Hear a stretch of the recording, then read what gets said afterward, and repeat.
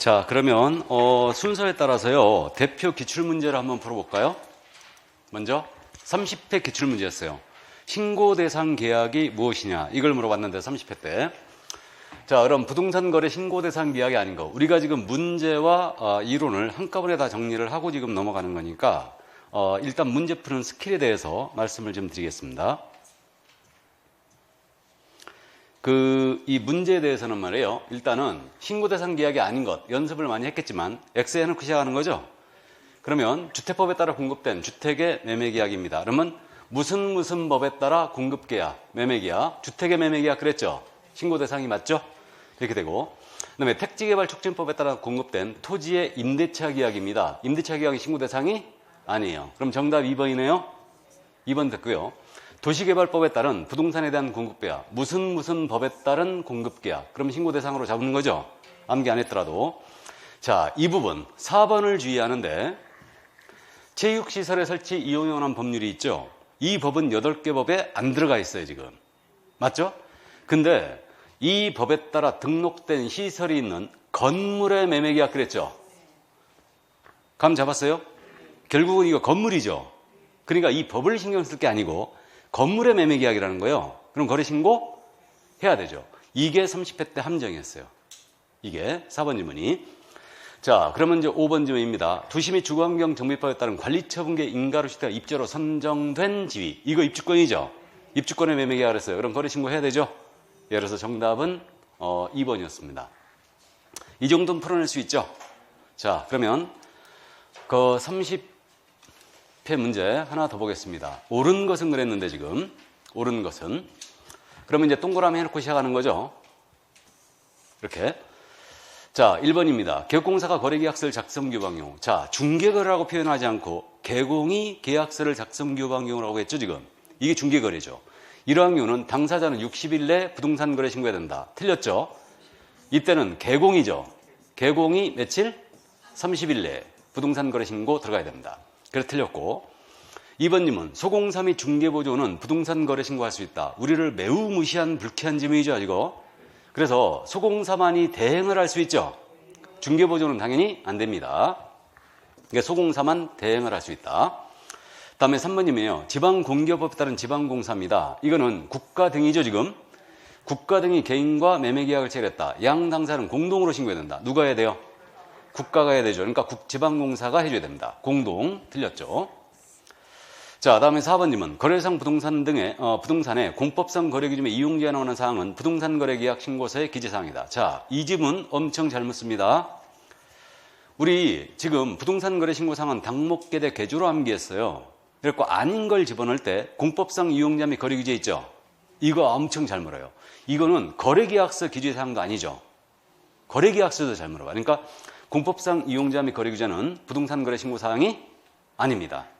그래서 부동산 거래 계약 신고서 기재 내용하고 신고 사항이 있죠. 이건 같은 맥락이에요. 신고 사항이 어차피 부동산 거래 계약 신고서로 들어가는 거 아니겠습니까? 맞죠? 그러니까 공법상 이용자 및 거래 규제는 신고 사항이 아니고요. 그러니까 부동산 거래 계약 신고서에 기재할 내용도 아닙니다. 그래서 틀렸고. 자, 그럼 5번입니다. 매매 대상 토지 중 공장 부지로 편입되지 아니할 부분의 토지를 매도인에게 원가로 반환한다는 조건을 당사자가 약정한 경우 그 사항은 신고사항이다. 조건 기한이 있으면 조건 기한 신고해야 되죠. 당목계대 개조. 조건 기한 신고해야 되죠. 정답은 5번이 됐습니다. 자, 그래서 이제 절차에 관한 문제를 확인을 해봤고요. 그러면 이제 작년 문제. 작년이 아니고 32회 문제. 이번 문제였는데 난이도 최상급으로 출제가 됐습니다. 이거는 그래서 신고사항 가지고 사례형으로 이런 식으로 이제 최상급 난이도를 지금 냈는데 이게 복수응답 처리됐죠? 이 문제가 복수응답 처리됐어요. 그래서 복수응답 처리됐는데 이거는 제가 일부 수정했습니다. 그래서 이거를 수정했는데 갑이 건축법 시행령에 따른 단독주택을 매수하는 매매계약을 체결했을 때, 자, 갑이 단독주택을 지금 매수하는 거죠. 계약을 체결했을 때 부동산 거래 신고법상 본인이 그 주택에 입주할지 또는 이용 계획을 신고해야 하는 경우를 모두 옳은 것을 그랬어요. 그러니까 자금 조달 계획과 입주 계획을 신고하는 경우로 골라라 이 얘기죠. 그러면 자, 갑을 병은 자연인이다. 개인이란 얘기예요. 근데 정은 지방공기업법에 따른 지방공단이다. 이렇게 돼 있어요. 그러면 갑이 주택법상 투기과열지구에 소지하는 을 소유의 주택을 실제 거래가에 3억 원으로 매수했다. 그러면 자, 지금 키포인트가 투기과열지구였죠. 그럼 투기과열지구는 금액에 관계없이 자금조달계 입주계획 신고해야 되죠. 그러면 들어가야 됩니다. 맞고. 니은 갑이 주택법상 투기과열지구 또는 조정대상 지역 외의 장소에서, 자, 외라고 그랬죠 지금. 그럼 외의 장소에서 소지하는 병 소유의 주택을 실제 거래가 5억 원으로 매수했다. 그러면 이거 얼마 이상 해야 돼요? 6억 이상. 그러면 아니죠? 자금조 입주계획 신고사항이 아닙니다. 다음에 이번엔 디귿, 정이 주택법상 투기과열지구에 소지하는 갑 소유의 주택을, 정은 지금 지방공사였죠? 그죠? 지방공사였어요. 그러면 정이 투기과열지구에 소지하는 갑 소유의 주택을 실제 거래가 10억 원으로 매수했다. 그러면 투기과열지구는 금액에 관계없이 자금조 입주계획을 신고해 줘야 되죠. 그럼 지방공사거든요. 국가 등인 경우는 제외를 하는 거죠. 맞아요? 그러니까 이거는 자금조 입주계획 신고사항이 아닙니다. 그럼 정답 1번 기억분이었어요. 그런데 32회 때 어떻게 출제했냐면요. 32회 때 제가 고친 부분이 어디냐면 요걸 고쳤어요. 매도로. 32회 때 이렇게 냈어요. 정이 주택법상 투기과열지구에 소지하는 갑소유 주택을 실제 거래가액 10억 원으로 매도하는 경우 그랬거든요. 자금조달 입주계획을 신고해야 되는가? 할 수도 있고 안 할 수도 있고. 그래요? 할 수도 있고 안 할 수도 있고.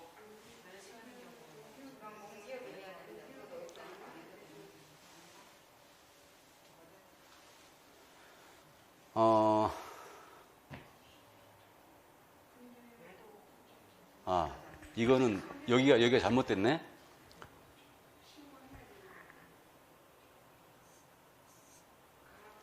이게 원지문이 둘이 바뀌었는데 내가 이걸 수정했는데 이 부분을.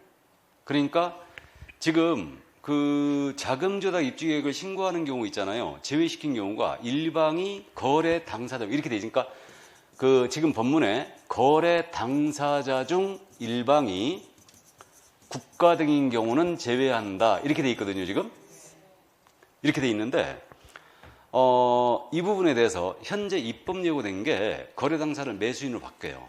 그러니까 생각을 해보면 국가가 개인한테 파는 거예요. 국가가 개인한테. 그리고 이 개인 자금조달 계획을 낼 것 같아 안 낼 것 같아요? 내야죠. 근데 지금 이 법문으로 보면 당사자 중 국가 등이 있는 경우는 개인이 사더라도 국가 등으로부터 개인이 주택을 사더라도 내지 않는 걸로 보이죠 지금. 맞죠? 근데 거꾸로 개인으로부터 국가가 만약에 주택을 매수한다. 그럼 이건 안 내는 게 맞죠? 확실히 안 내는 게 맞아요. 근데 현재 이 규정으로 보면 당사자 중 국가 등이 포함된 경우는 제외한다라고 했으니까 국가로부터 개인이 사는 경우도 자금조달을 내지 않는다라는 결론이 나와버려요. 이 각도에서 출제가 됐던 거예요. 32회 때. 근데 이걸 갖다가 30회 때 이렇게 출제하면서 이건 저는 강의할 때도 그랬거든요. 이거는 사실 법문이 잘못된 거다. 매수인이 국가 등인 경우만 자금조달을 안 내는 게 맞다. 실무에서 어떻게 하고 있냐면요. 국가로부터 개인이 사잖아요. 토지공사로부터 개인이 산 거야. 그러면 자금조달 내거든요. 근데 법문으로 봤을 때는 안 내는 걸로 돼 있죠 지금. 그러니까 출제자가 이거를 실무를 전혀 모르는 거지. 그래가지고 문제를 내면서 이거 지방공기업법상 지방공단이 매도하는 경우로 냈어요. 갑에게 이걸 갑에게 이렇게 정이 주택법상 투기과열지구에 소지하는 주택을 실제 거래가 10억 원의 주택을 갑에게 매도하는 경우라고 냈어요. 이렇게 냈어요. 그래갖고 정답을 1번 처리했거든. 1번 처리했어요. 근데 갑이 개인이었죠 지금. 그럼 개인이 지방공단으로부터 사는 거 아니에요 지금. 그럼 자금조달 내야 돼 안 내야 돼요? 내야 되죠. 그래가지고 복수정답 처리한 거예요. 기억하고 디귿으로 두 개를 정답 처리한 겁니다. 이해되세요? 그러니까 원래 발표할 때는 처음에는 이걸로만 답을 발표했거든요. 답을 기억으로만 발표했어요. 근데 이걸 갖다가 이제 실무에서는 실질적으로 받고 있거든요. 개인이 국가 등으로부터 사면 자금력을 다. 그래가지고 결국은 복승답 처리했어요, 이번에. 그래갖고 우리 과목에서 복승답 처리한 게 2개가 나왔는데 이 2개가 다 부동산 거래 신고법 문제였어요. 하나는 뭐였냐면 뒤에서 제가 말씀드릴 건데 토지거래 허가제에서 토지거래 허가구역 공고를 하게 되면은 지정 공고를 하게 되면 그때 축척 지형도 나가야 되죠. 지형도 축척 25,000분의 1, 5만 분의 1 지도가 나가야 되거든요. 지형도가 나가야 되는데 이게 축척이지 않습니까? 그죠? 근데 시험에서 시험장에서 오타를 냈어요. 축적이라고. 그래가지고 시험장에서 이게 감독관이 얘기해준 시험장도 있고요. 얘기를 안 해준 시험장도 있었어요. 그래갖고 이게 형평성에 문제가 있다 그래가지고 결국은 모두응답 처리했어요. 이게. 그래갖고 이례적으로 우리 과목에서 두 문제가 이의 신청이 받아지는 바람에 이번에 무려 27,000명이 합격한 거예요. 이게 한 문제만 이의 신청 받아들이잖아요. 우리 과목은 2차에서 우리 과목을 받아들이면요. 이게 여기서 한 문제에서 보통 한 1,000명 내지 2,000명이 왔다 갔다 해요. 합격자가. 그래갖고 이렇게 이제 합격 인원이 27,000명이 합격했고 합격률이 훅 올라간 거지 이게. 그래서 어쨌든 현재 이 문제. 그럼 이해하셨죠 지금? 그러니까 현재는 거래 당사자로 돼 있어요. 근데 현재 입법률로 된 게 이게 거래 당사자를 매수인으로 바꾸는 거죠. 매수인으로. 그러니까 매수인이 국가 등이 포함된 경우는 자금 조작에 제외한다. 이렇게 바뀐 거예요. 그래서 이게 입법예고 된 거예요. 그러니까 확정이 되면 말씀드리겠습니다. 그래서 현재 이렇게 돼 있다는 거. 그럼 이 문제는 제가 수정을 했기 때문에 정답 1번이에요. 맞죠? 복승답이 아니에요, 이거는. 제가 이걸 갖다가 매수하는 경우라고 했으니까, 갑이. 맞습니까? 그래서, 자, 일단 그 정도 이해를 해 두시고요. 그러니까 정답은, 국가 등이 매수하는 경우는 자금 조작을 낼 필요가 없습니다. 이게. 자, 그래서 32회 때 문제를 봤고요. 그럼 출제 예상 문제를 한번 볼까요? 자, 이 출제 예상 문제를 먼저 보는데, 틀린 것은 그랬습니다. 그러면 역시 X 해놓고 시작하는 거예요. 그러면 1번, 2번 투기과일지구 또는 조정대상 지역에 소지하는 주택을 매수한 자는 주택에 체크하면서 읽어야 돼요. 주택을 매수, 이걸 치사하게 말해요. 토지로 바꿔냈잖아요. 그럼 바로 틀렸어요. 주택을 매수하는 경우는 자금조작 입주계획을 신고해야 한다. 맞습니까? 2번 질문. 법인이 주택을 거래한 경우는 법인의 등기 현황 및 그 상대방의 병원의 임원 등인지 여부를 신고해야 한다. 맞죠? 3번 질문. 투기과일지구에 소지하는 주택을 매수한 자는 자금조달의 증명 서류도 제출해야 되죠? 맞고. 투기과일지구입니다. 주택입니다. 꼭 체크하면서 읽어야 돼요. 그 다음에 4번 질문. 법인 외의자가 투기과일지구 조정대상 지역이 아닌 지역에서 실제 거래가 5억 원 이상인 주택을 매수한 경우에는 국가 등인 경우를 제외하고 자금조달 계획 및 입주 계획을 신고해야 한다. 5억 이상이 아니죠? 얼마 이상? 6억 이상이죠. 예, 그래서 정답은 4번이 됐겠고요. 5번 질문. 부동산 거래계약 신고 필증을 받은 경우 부동산 등기 특별시법에 따른 계약서의 검인을 받은 것으로 본다. 맞죠? 검인이 의제됩니다. 그래서 정답은 4번이었어요.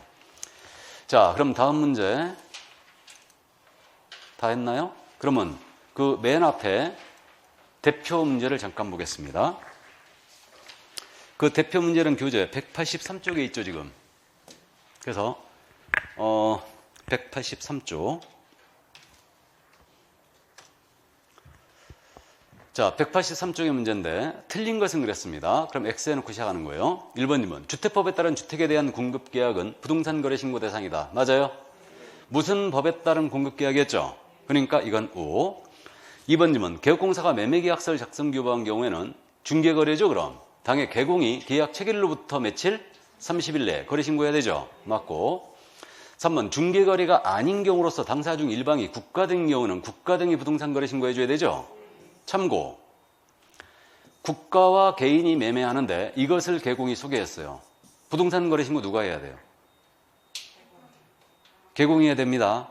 그러니까 개공이 중개를 했다면 당사자가 국가든 뭐든 관계없어요. 무조건 개공이 신고해야 돼요. 그래서 확실하게 중개거래가 아닌 경우로서 당사자가 일방이 국가였다. 그럼 당연히 국가 등이 신고해줘야 되죠. 다음에 4번님은 거래 당사 중 직거래, 거래 당사 직거래의 경우 당사자는 부동산 거래가 신고서에 공동으로 서명 및 날인하여 공동으로 신고서를 제출해야 한다. 자, 두 군데 다 틀렸죠? 다 잡아내야 되는데 공동으로 서명 또는 날인이죠. 또는 날인이고 공동으로 제출해야 된다 그랬죠? 이것도 틀렸어요. 당사 중 1인이 제출해도 되죠? 예, 그래서 공동으로 제출해야 한다는 틀렸어요. 공동으로 서명 또는 날인하여 공동으로 신고해야 한다는 맞았거든요. 근데 공동으로 제출해야 한다는 틀렸어요. 자, 그래서 4번 질문 틀렸고요. 5번 질문입니다. 부동산 거래 신고한 계약이 해지된 경우는 그 당사자가 해지된 날로부터 30일 내에 해지된 게 신고를 해야 한다. 맞죠? 30일 내에 해지 신고 들어가야 됩니다. 안 하면 500과. 그래서 정답은 4번이었습니다. 자, 그래서 부동산 거래 신고에서 아주 출제를 잘 되는 이 부분에 대해서 이제 모두 정리를 끝냈습니다. 그러면 이제 테마 36은 이번 순환 때 돌지 않습니다. 그래서 테마 36은 교재 190쪽인데 이 부분은 별표가 두 개로 돼 있죠. 두 개로 돼 있고 여기서는 이제 어떤 내용이냐면 정정, 변경, 검증, 조사 이런 것들인데 요거는 잘 내지 않아요. 그렇기 때문에 이 부분은 이제 다음 순환 때 돌기로 하고 그 다음에 이제 더 넘어가서 부동산 거래계약 신고서 작성 요령이 나옵니다. 196조 테마 37 이 부분도 별표가 두 개죠 지금. 근데 이거 신고서 작성 요령 있잖아요. 굉장히 중요하거든요. 그래갖고 제가 이거를 3개를 할까 2개를 할까 고민하다가 그냥 2개로 갔어요. 그래서 이 부분은 한 번만 딱 다루면 그냥 쉽게 기억해버리거든요. 그렇기 때문에 다음번에 다루기로 하고 이제 신설된 주택임대차 계약 신고로 들어갑니다. 테마 38 페이지 201쪽. 자, 그래서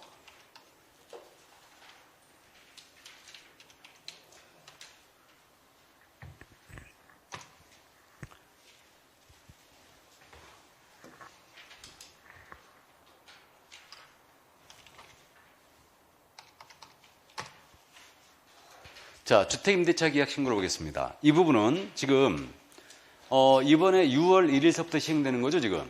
그래서 6월 1일서부터 시행되고 32회 때 당연히 출제가 예상이 됐던 부분이고 당연히 32회 때 가장 키포인트가 뭐냐 가로놓기를 냈거든요. 문제를 가로형을 냈는데 신고 대상 계약이 뭐냐 이게 가장 핵심 포인트죠. 어떤 주택임대차 계약을 쓸 때 신고해야 되느냐 이게 포인트였어요. 그러니까 출제가 예상됐던 부분이고 그래서 이제 현재 실제로 그렇게 출제가 됐고요. 지금 3회 때도 출제가 예상되는 부분이니까 정확하게 꼭 기억을 해 두셔야 됩니다. 이거는. 그러니까 키포인트는 그거예요. 신고대상 계약에 대한 부분은 이번에 물어봤으니까 이거를 또 물어볼 수도 있긴 있는데 당연히 신고 절차와 의제되는 것들을 특히 주의하셔야 돼요. 그래서 신고 절차, 다음에 의제되는 것들 이걸 주의를 해주시고 신고대상 계약은 기본적으로 이해를 하고 있어야 됩니다. 이거는. 그래서 이게 포인트예요. 자, 그러면 이제 그 정도 감을 잡고요. 주택임대차 계약 신고 대표 문제는 넘어가고 이론을 역시 먼저 봅니다. 핵심 이론 내용. 그러면 지금 신고 대상 계약 그래가지고 교재 202쪽입니다. 자, 그러면 신고 대상 주택임대차 계약은 어떤 계약이냐면요. 주택임대차보호법을 준용을 했죠. 그래갖고 주택임대차보호법상 주택이라고 그랬어요.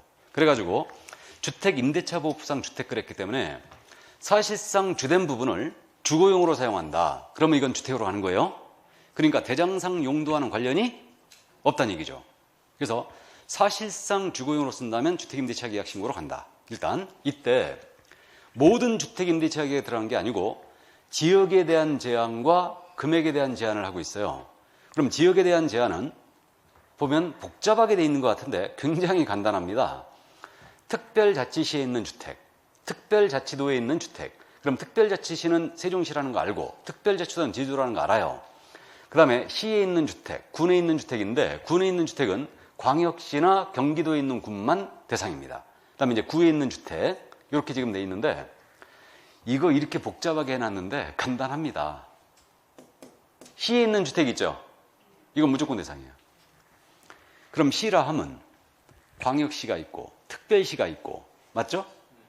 그러면 광역시에 있는 주택이나 특별시에 있는 주택이나 광역시나 특별시가 아닌 시, 안양시에 있는 주택이든 김해시에 있는 주택이든 뭐 이천시에 있는 주택이든 무조건 대상이죠. 시에 있는 주택은 무조건 대상이에요.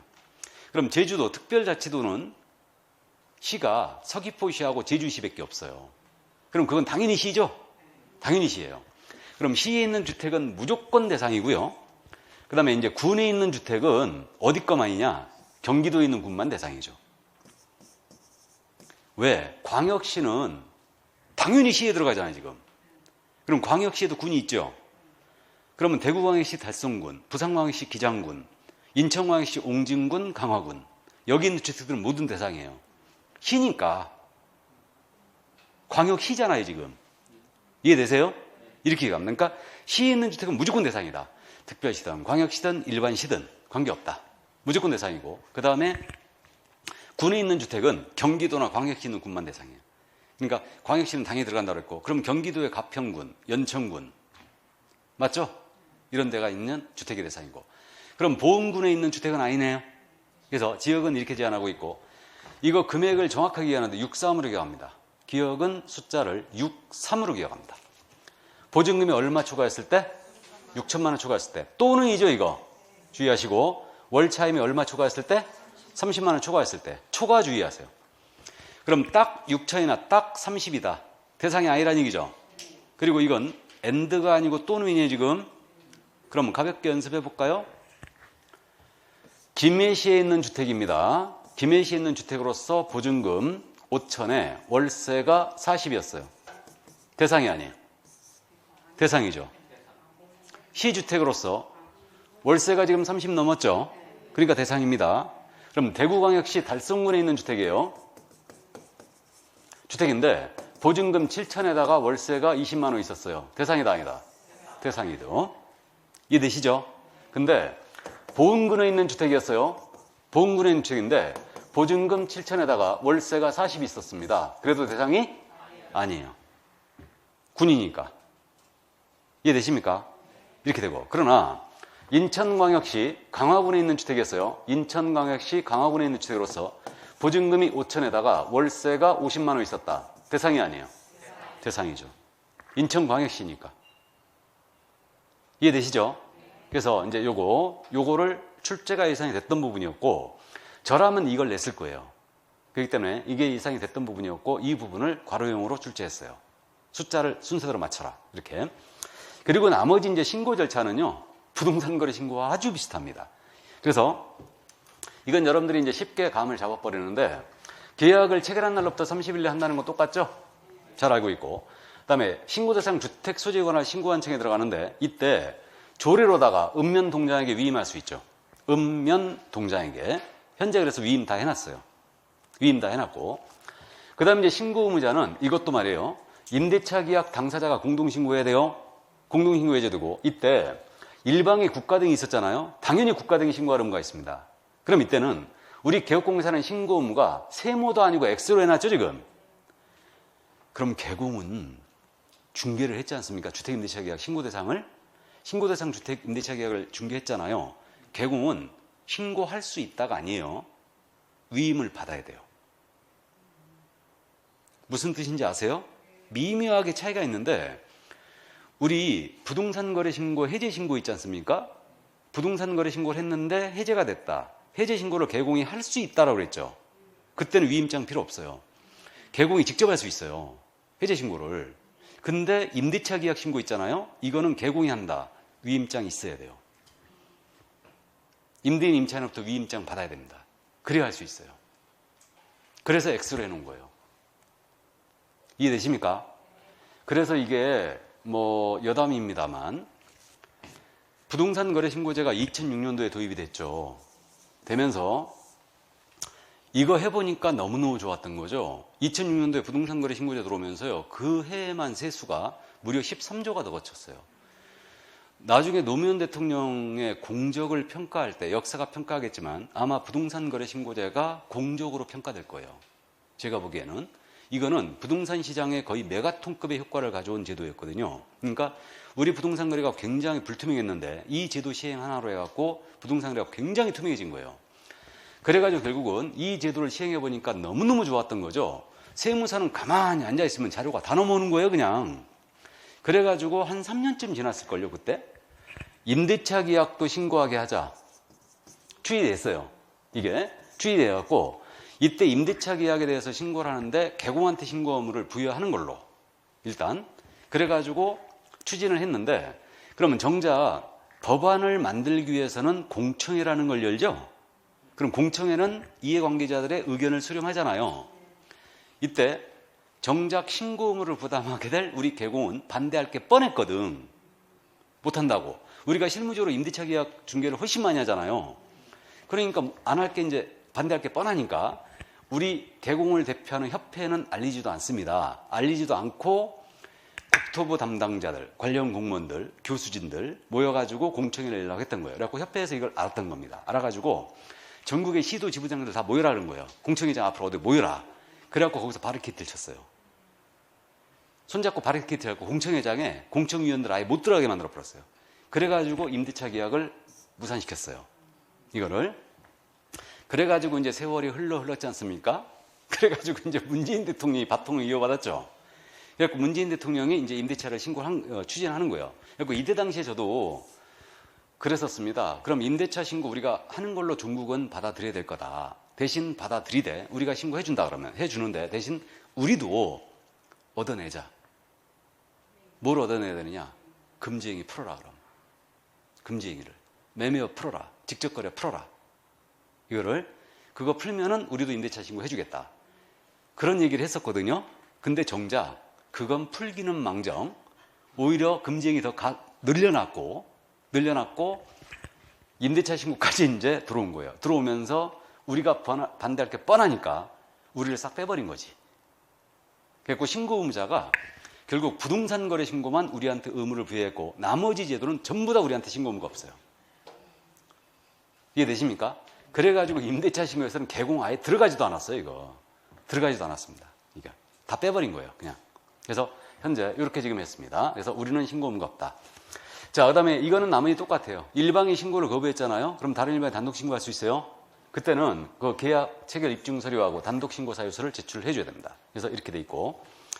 그 다음에 뭐 나머지 차이점들은 크게 없는데 신고사항 있지 않습니까? 신고사항도 별도 암기사항 아닌데 이해하면 돼요. 부동산 거래 신고 핵심이 누가 어떤 부동산을 언제 얼마에 거느냐 이게 핵심이라고 그랬죠. 그럼 임대차 계약 신고 똑같지 않겠습니까? 당사자 인적사항 신고해야 되죠. 당사자가 자연인이었다. 성명, 주소, 주민번호 다 신고 들어가야 되죠. 법인이었다. 법인명 사무소의 소재지 그다음에 법인등록번호 들어가야 되죠. 그 다음에 만약에 법인이 아닌 단체였다. 그럼 단체명하고 사무소 소재지하고 고유번호가 있죠. 법인이 아닌 단체는 이거 신고 들어가야 되고요. 이게 누가죠, 누가. 그 다음에 임대차 목적물 들어가야 되겠죠, 당연히. 그래서 그 주택의 소재지, 종류, 임대 면적 다 들어가야 되죠. 이게 어떤 부동산이고 그 다음에 보증금이나 월차임을 추적하는 거죠, 지금. 그러니까 이거 당연히 신고 들어가야 되죠. 얼마에. 이게 얼마이고 그 다음에 언제. 계약 체결 신고해야 되죠. 그럼 계약기간 동그라미. 계약기간이 들어간다는 게 특이해요. 임대차 계약기간 동그라미 써놓고 그 다음에 그 밑에 주택임대차보호법상 갱신요건 행사 여부가 있죠. 이것도 동그라미. 이 정도만 주의하면 돼요. 그래서 누가 어떤 주택을 얼마에 언제 거래했느냐는 당연히 들어가고 그 다음에 여기에 계약기간이 들어가고요. 이거 계약갱신요건 행사 여부가 들어간다는 거죠. 감 잡았어요? 그러면 이때 계약갱신요건 행사 여부인데 갱신계약도 신고 들어가거든요. 신고 들어가는데 다만 보증금이나 월차임에 전혀 변동이 없어요. 계약 기간만 늘리는 계약 있죠? 이거는 별도로 신고할 필요가 없어요. 그렇다면 묵시적 갱신이 됐어요. 이거 신고사항이 아니에요. 아니죠. 이건 기간만 늘어나는 거죠. 아니고 그 다음에 갱신요구로 갱신을 했는데 보증금과 월세 그대로 간대요. 임차인이 갱신 요구했어요. 근데 보증금과 월차임을 그대로 가는 거예요. 그대로. 기간만 늘리는 겁니다. 그럼 이거 신고사항이? 아니에요. 신고할 필요가 없다는 얘기예요. 이해하셨어요? 참고하시고. 그러니까 아마 33회 때는 거기까지 안 물어볼 건데 한 35회 정도라면 여기까지 물어볼 수도 있죠, 이제. 이게. 그래서 이 정도만 이해하시고. 그 다음에 이제 신고의 방법은 역시 방문 신고 방식과 전자문서 신고 방식으로 크게 나눠지고 있고요. 그 다음에 신고서에 공동으로 서명 또는 날인하겠죠. 임대인, 임차인이. 그 다음에 이제 그 1인이 제출을 하면 됩니다. 이때 이제 신고하는 자는 당연히 부동산 거래 신고처럼 신분증을 제시를 해줘야 됩니다. 당연한 얘기고. 그 다음에 이제 요 신고 방식이요. 일방 제출 방식과 계약서 제출 방식을 허용을 했죠. 해가지고 일방 제출 방식이 뭐냐면 이게 뭐냐면 임대인, 임차인이 원래 공동으로 신고 들어가야 되잖아요. 맞죠? 그래야 되는데 임대인이 주택임대차 계약 같은 경우는요. 외지에 계시는 분들이 많아요. 그러니까 못 올 수도 있죠. 이분이 도장찍으로 못 오는 경우도 있어요. 그렇기 때문에 그러면 신고를 30일 내에 들어가야 되니까 일방이 신고서를 씁니다. 임차인이 쓴다는 얘기죠. 쓰고 단독으로 그 신고서에 서명 또는 날인을 해요. 단독으로 신고서에다가. 그래갖고 신고서에다가 단독으로 서명 또는 날인을 한 다음에 주택임대차 계약서가 있다면 임대차 계약서를 내고, 이게 없다면 입금증 사본 같은 거 있죠. 내가 계약금 넣었다. 그런 입금증 사본 등을 첨부하여 이걸 갖다가 제출을 하게 되면 공동신고한 것으로 간주하겠다 이겁니다. 이게. 그러니까 일방 제출 방식을 인정했다는 얘기예요. 그러니까 임대인이 모두이시기 때문에 아직 도장을 못 찍은 거예요. 계약서에다가. 근데 계약서는 써진 거예요. 그러면 임차인만 지금 도장을 찍었잖아요. 그럼 임차인이 신고서를 써가지고 계약서를 첨부한 다음에 이걸 내거나 계약서를 아직 못 썼다면 계약금 들어간 거 있죠. 요거 사본을 첨부해서 일방이 신고 들어갈 수 있다는 얘기예요. 이게 일방 제출 방식이고, 그 다음에 계약서 제출 방식이 있거든요. 이번엔 더 간단한. 그럼 이때는 계약서가 써져야 돼요. 이번에는 계약 당사자 일방 또는 그 위임을 받은 사람이 신고사항이 모두 적혀 있고 임대인 임차인의 서명 또는 날인이 다 돼 있는 거예요. 그럼 완벽한 계약서라는 얘기죠 지금. 그럼 이런 계약서가 있다면 이 계약서를 제출하면 당사자가 공동으로 신고한 것으로 보겠다는 얘기예요. 그럼 이게 계약서 제출 방식이죠 그럼. 그래가지고 있잖아요. 계약서가 완벽하게 임대인 임차인의 도장을 찍었지 않습니까? 찍으면 사본함부를 카피해가지고 그냥 동사무소 가서 내면 그냥 신고 끝난 거예요. 근데 이 방식이 부동산 거래 신고에도 있었어요. 그러니까 부동산 거래 계약 신고에서는 계약서 내는 방식이 없었죠. 부동산 거래 신고는 신고서 무조건 써야 됩니다. 맞죠? 근데 부동산 거래 신고 처음에 만들어질 때, 2000년도에 만들어질 때는 계약서 원본을 제출함으로써 신고에 가름한다는 규정이 있었어요. 그래가지고 그때 신고 대행을 누가 많이 했냐면 법무사가 한 거예요. 그래서 법무사가 많이 했는데 계약을 체결한 날로부터 30일 내에 신고하지 않습니까? 그러면 신고 필증이 있어야지만 법무사가 이전 늦게 할 때 첨부하게 돼 있으니까 법무사가 대행을 했던 거예요. 그래서 법무사가 원래 신고서를 써야 되거든. 근데 법무사가 신고서를 어떻게 쓸 줄 알아? 공부한 적도 없는데. 그래가지고 이 계약서 원본 제출 방식이 부동산 거래 신고도 있었기 때문에 법무사가 차곡차곡 30일 동안 계약서 모으는 거야. 계약서 원본을 계속 모아. 왜? 신고필증을, 이거 신고서를 써야 되는데 계약서 원본이 있어야지만 이거 등기권리증 만들잖아요. 그래갖고 차곡차곡 모아. 그래가지고 우리 담당 공무원 있잖아요. 5시 반에 이제 칼퇴근하라고 문재인 대통령이 지시를 했잖아요. 그러니까 5시 반에 퇴근하라고 책상 정리하고 있어요. 근데 5시 반에 우리 법무사가 계약서 와가지고 10통을 턱 던져주는 거야. 그럼 담당 공무원 6시에 퇴근해요? 못해요? 못하죠. 입력 다 해야 돼요. 그때 즉시 처리라고 그랬죠 이거. 즉시 신고필증을 발급한다 그렇게 돼 있었어요 그게. 그래가지고 퇴근을 못하게 된 거예요. 그래가지고 일선에서 담당 공무원들이 국토부에다 민원 엄청 냈어요 이거.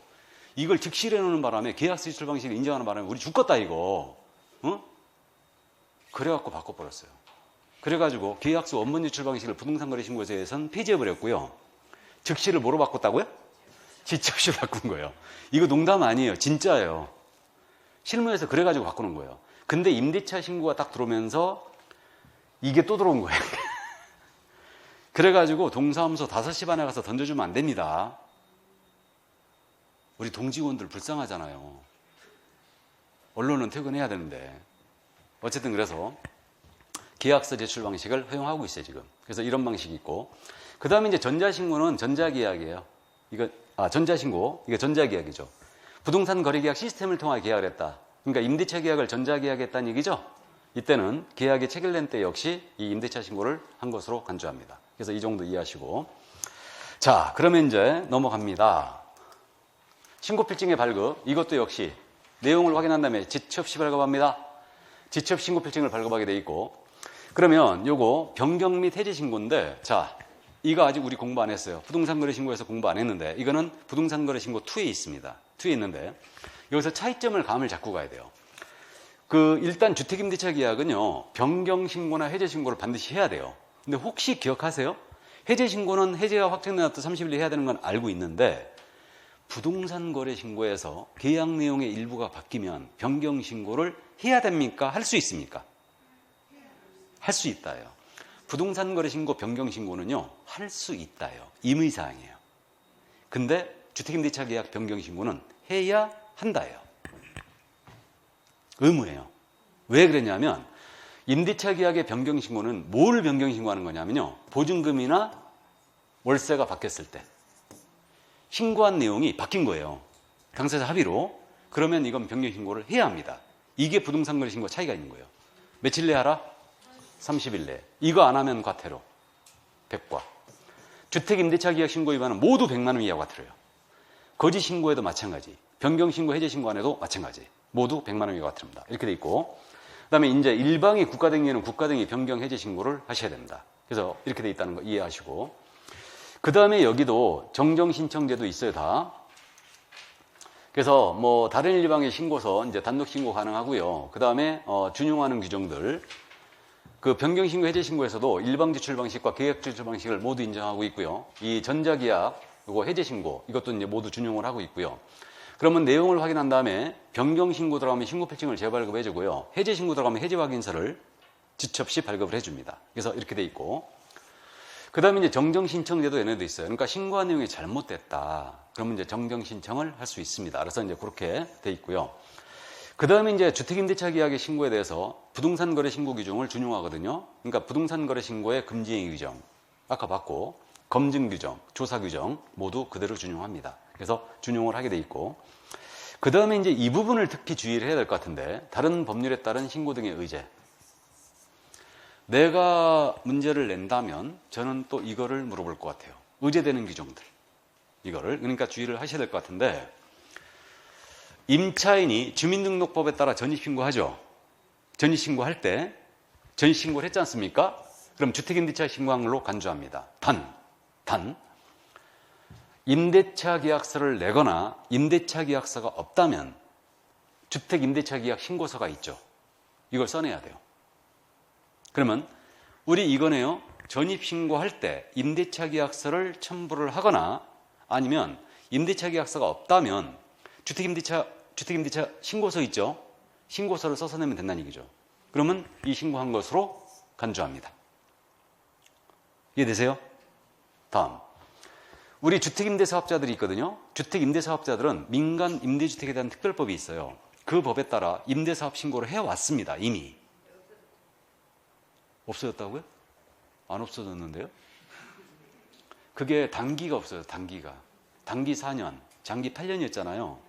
단기가 없어지고 모두 장기 10년으로 통일했습니다. 그래서 주택임대사업자 등록하신 분들이 있는데 이분들은 민간 임대주택 특별법에 따라서 민간 임대주택연합 특별법에 따라서 임대차 신고를 해왔거든요. 그럼 그분들이 그 법에 따른 임대차 신고를 했잖아요. 하게 되면 이 신고를 한 것으로 간주합니다. 이해만 해두시고, 그 다음 이제 이 부분을 주의해야 될 것 같은데, 주택 임대차 계약 신고라든가 변경 해제 등의 신고를 접수를 완료했잖아요. 완료했을 때 이때는 주임법에 따른 확정일자를 부여한 것으로 본다 그랬어요. 단 임대차 계약서를 꼭 내야 됩니다. 그래야지만 확정일자가 자동 부여돼요. 임대차 계약서가 첨부가 되면. 그래서 이제 그 점을 이해해 두시고요. 이게 그래서요. 혹시 이제 주택 임대차 신고 해보신 분은 있을지 모르겠는데, 주택 임대차 계약 신고필증 있지 않습니까? 이 신고필증이 나오는데, 이 신고필증 우측 상단에요. 확정일자 번호가 찍혀버려요. 여기에. 날짜 도장이 찍힌다고요. 이게. 그러니까 확정일자 자동 부여됩니다. 계약서 제출하면. 그래서 이제 이렇게 되고. 그러니까 결론적으로 이거죠. 주택임대차 신고는 우리 임차인이 전입신고하죠. 하니까 계약서 갖다 내면 돼, 그냥. 맞습니까? 그럼 끝나는 거예요, 그냥. 이게. 그래서 실무적으로 그렇게 하고 있어요. 중개를 했지 않습니까? 임대차 신고를 해야 된다. 그러면 이제 우리 이 지역은 무조건 임대차 신고 들어가야 되는데, 그래서 임대차 신고할 때 임차인한테 그러는 거죠. 동사무소 전입신고하러 가실 거죠?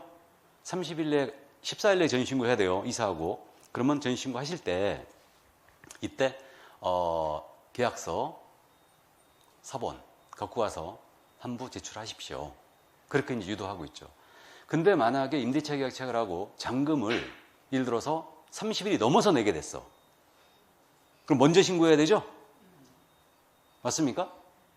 우리는 계약을 체결한 날로부터 30일 내에 주택임대차 계약 신고 들어가야 되잖아요. 근데 만약에 임대차 계약을 했는데 잔금을 40일 만에 치르게 된 거야. 그래서 임차인이 이때 들어오겠는데요. 그럼 이거 넘어버리잖아요, 이때는. 그러니까 이거 먼저 갖다 내라는 얘기죠? 그렇게 유도합니다. 실무에서. 그래서 이제 이렇게 현재 하고 있고요. 자, 그 다음에 주택임대차 계약 신고 위반은 모두 과태료가 얼마? 100과. 모두 100과예요. 100과. 그래서 신고 안 했거나, 그 다음에 변경 해제 신고를 안 했거나, 모두 100만 원 과태료고, 이거 있잖아요. 주택임대차 금액 있잖아요. 거짓 신고한 자는 포상금 줍니다. 신고를 하면 포상금 주고요. 나아가서 자진 신고했잖아요. 내가 위반했다고. 그럼 과태료 감경 면제가 됩니다. 이거는 나중에 다시 정리하죠. 그래서 과태료가 얼마? 100만 원 이하 과태료. 간단하게 돼 있고. 자, 그래서 여기까지 주택임대차 신고를 봤고요. 그러면 작년에 나왔던 문제 한번 볼까요? 자, 대표 기출 문제. 괄호형 문제 냈어요. 우리 40문제 중에요. 괄호 넣기 문제 꼭 한 문제씩 냅니다. 근데 작년 시험에서는 박스형을 무려 16개나 냈어요. 우리 40문제 중에 박스형이 11개 이상을 냈거든요. 항상. 그러니까 최근 시험은 계속 11개씩 냈는데 작년이란다. 우리 32회 시험에서만 16개를 냈어요. 그래가지고 박스형은 내는 방식이 있는데 그건 이제 나중에 더 정리하고요. 괄호형 문제를 꼭 한 문제씩 내요. 그래서 이제 32회 때는 2문제를 냈었는데 좋아요. 뭐 이 정도는 우리가 맞출 수 있죠. 그 주택임대차 계약 신고의 일부 내용이다. 그래서 개공갑이 A도 B시 소재 X주택에 관한 을과 병 간의 임대차 계약 체결을 중개하면서 그래서 을과 병 간의 임대차 계약이 있어요. 신고에 관한 내용이다. 가로에 들어갈 숫자를 바르게 나간 것은 X주택은 주임법상 적용 대상이며 을과 병은 자행이다. 해가지고 보증금 얼마 초과? 6천만 원 초과고 그 다음에 월차임이 얼마 초과? 30만 원 초과하죠. 하거나 월차임이 30만 원 초과했을 때 이 임대차 계약을 체결한 당사는 그 보증금 또는 차임 등을 임대차 계약 체결로부터 며칠? 30일이죠. 그러니까 이걸 맞춘 것은 6, 3, 3 맞죠? 정답은 3번이었습니다. 이 정도 풀어낼 수 있죠. 조건 제시를 말해요. B도 B시라고 그랬죠? A도 B시. C죠? C는 무조건 주택임대차 계약 신고 들어가야 되죠. 감 잡았어요? 이겁니다. 그래서 이건 출제가 예상이 됐던 부분이고 동형 모의고사 과정에서 많이 연습을 했던 지문이죠. 그래서 정답은 3번이었습니다. 자, 그러면 이제 출제 예상 문제를 볼까요? 자, 1번 문제. 부동산 거래 신고되는 법률상 주택임대차 신고와 관련한 설명으로 틀린 것 그랬습니다. 1번 질문. 신고 대상 주택의 임대차 계약을 개업공사가 중개한 경우는 개공이 중개한 경우는 개공이 주택임대차 신고를 해야 된다. OX. X. 개공은 할 수 있다도 아니에요. 신고 의무 자체가 없습니다. 니은 질문. 주택임대차 계약 신고를 한 경우 주민등록법에 따라 전입신고한 것으로 봅니다. 이건 제가 좀 장난을 쳤습니다. 장난을 쳤는데 거꾸로 냈어요. 주민등록 전입신고를 했잖아요. 그럼 이거 주택임대차 신고를 한 것으로 본다. 틀렸어. 주택임대차 계약 신고하면 전입신고한 것으로 보는 게 아니고 전입신고를 했을 때 임대차 신고한 것으로 봅니다. 단 계약서를 내거나 신고서를 내야 된다. 다음 그럼 틀렸고 디귿. 주택임대차 계약 금액 등을 거짓으로 신고한 자를 신고 고발한 경우는 포상금이 지급될 수 있다. 야는 계약 금액 거짓 신고 있죠? 그러면 이때는 포상금 지급될 수 있어요? 과태료 부과액의 20%. 근데 최고액이 100만 원이죠. 그럼 20%면 얼마? 20만 원. 인건비도 안 나오겠다. 일단 다음에 주택임대차 신고는 전자문서로 할 수 없다. 할 수 있죠? 자, 그런데 여기서 제가 거꾸로는 문제를 안 내, 지문을 안 만들었거든요. 박스형 문제에서 나중에 문제풀이 과정에서 스킬을 제가 연습을 시키는데 작은 실수가 내 1년을 좌우합니다. 박스형 문제에서 특히 거꾸로 쓰는 거 조심해야 돼요. 틀린 것. 맞죠? 그러니까 박스형은 항상 답을 칠 때 다시 한번 체크하면서 읽어야 돼요. 틀린 것인지 옳은 것인지. 다행히 지금 옳은 거 디귿 하나가 없죠? 없어서 이제 거꾸로 쓸 일은 없는데 정답은 그럼 기역, 니은, 리을. 그래서 정답은 3번이었습니다. 이해되세요? 제가 9월 달에 여러분들한테 연습할 때는 이걸 갖다가 니은을 빼고 디귿만 딱 넣어놔요. 그러면 여기다 20%는 10명 중에 2명은 여기다 답쳐놔요. 거꾸로. 옳은 거 골라내는 거죠, 지금. 무슨 말이 되세요? 그러니까 이런 것들도 이제 우리가 세심한 배려가 필요합니다. 연습이 필요해요. 항상. 자, 그 다음에 이제 요거 2번 문제 보겠습니다. 틀린 것은 그랬는데, 부동산 거래 신고의 금지 행위 중 검증, 조사 규정은 주택임대차 계약의 신고에 관해 준용한다. 검증, 금지 행위 규정, 조사 규정 모두 준용한다고 그랬죠? 맞고. 2번 질문, 임차인 주민등록법에 따라 전입신고했다. 주택임대차 신고한 것으로 본다고 그랬죠? 맞고. 이때는 이제 신고서나 계약서를 내야 한다고 그랬어요. 3번, 주택임대사업자는 관련 법령에 따른 주택임대차 신고 또는 변경 신고한 경우에 이 법에 따른 주택임대차 신고 또는 변경 신고한 것으로 본다. 이거 알아보시겠어요? 주택임대사업자라고 그랬죠? 이분들은 관련 법령, 즉 민간임대주택에 대한 특별법이라든가 공공주택특별법이 있죠. 이 법에 따른 임대신고를 했다. 그러면 이때는 이 신고한 것으로 본다고 그랬죠?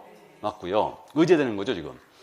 4번 질문, 주택임대차 신고, 변경신고 접수를 완료했어요. 그럼 주인법에 따른 확정일자 부여한 것으로 본다고 그랬죠? 단, 임대차 계약서 제출돼야 됩니다. 맞고요. 의제되는 거였고. 그럼 주택임대차 계약 신고, 변경신고를 해제신고를 하지 않냐거나 공동신고 거부자 포함이고 거짓으로 신고한 자입니다. 이때는 500과가 아니죠? 100만 원 이하의 과태료다. 정답은 5번이었습니다. 자, 그러면 이제 대표 문제로 갑니다. 맨 위에. 앞으로 쭉 가서